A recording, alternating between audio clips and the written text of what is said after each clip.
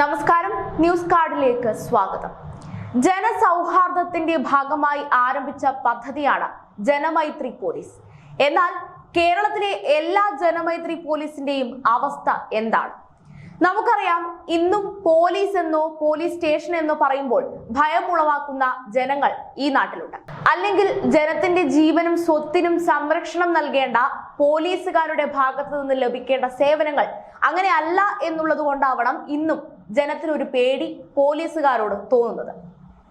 അത്തരത്തിലുള്ള പോലീസുകാരുടെ സമീപനമാണ് ഇപ്പോൾ സോഷ്യൽ മീഡിയ ചർച്ച ചെയ്യുന്നത്.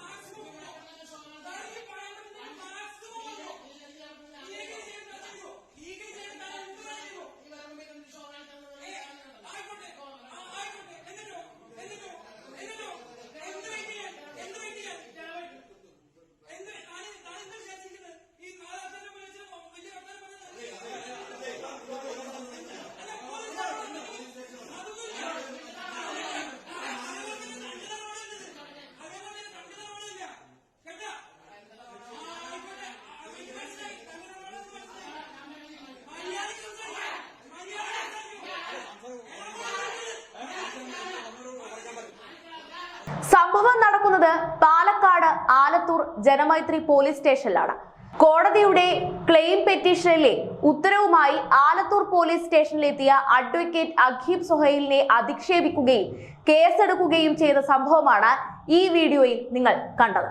കോടതി ഉത്തരവുമായി ചെല്ലുന്ന അഭിഭാഷകനെ അപമാനിക്കുക എന്നാൽ കോടതിയെ അപമാനിക്കുക എന്നാണ് അർത്ഥം.